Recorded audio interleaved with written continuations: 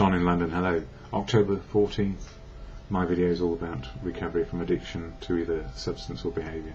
My addictive substance, alcohol, my behaviour equally addictive to extremes around people, places, things, work, relationships, you name it, trying to be perfect, trying to fix everything so it was right. Not really understanding what was right, because I didn't know what was right for me. So these days, finding balance and making better choices, finding out about me, or who I am, I know more by the end of the day. And what's helped me? The fellowship of AA, Alcoholics Anonymous, absolute supporter, fan. I don't speak for AA, never can, never will, because it's full of unique, authentic people who speak for themselves, where they choose and where they will. I share here, though, from the Daily Reflections, an AA book, this one, which is all about a daily reading to help focus on what may work for us on a daily basis. So it's just a mental jogger to keep focused on recovery and not disaster or relapse. October is all about the daily inventory we are able to take to improve our attitude and behaviour, respond to life rather than react resentfully or in anger, and get on. So for October the 14th, it says here, a programme for living. When we retire at night, we constructively review our day. On awakening, let us think about the 24 hours ahead.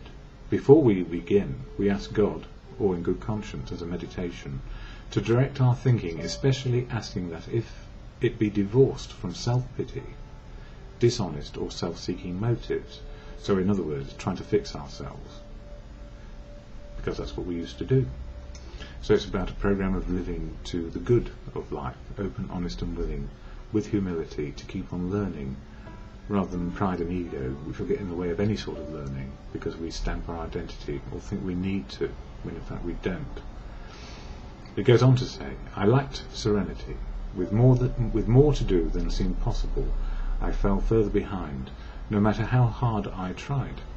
Worries about things not done yesterday, and fear of tomorrow's deadlines, in other words, thinking about my history and the future rather than now,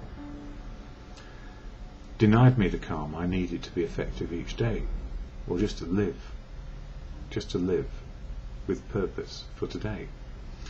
Before taking steps 10 and 11, step 10, the personal inventory, and step 11, which is about daily reflection, prayer and meditation, I began to read passages like the one cited above. I tried to focus on God's will, or simply good conscience, depending on your belief system, not my problems, and trust that He would manage my day.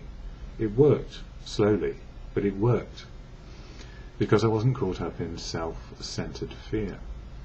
So rather than being self-centered and fearful, resentful, angry, I can be open, honest and willing to approach what is in front of me right now, what I can do and what I cannot do. So if I know what I can do, I can let go of the cannot do's, as maybe in other territory which is beyond my control, powerless over it. Yippee, actually, yes.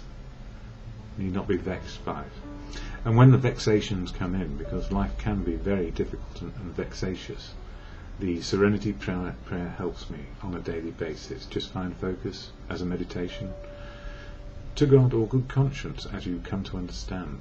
God, grant me the serenity to accept the things I cannot change, courage to change the things I can, and the wisdom to know the difference.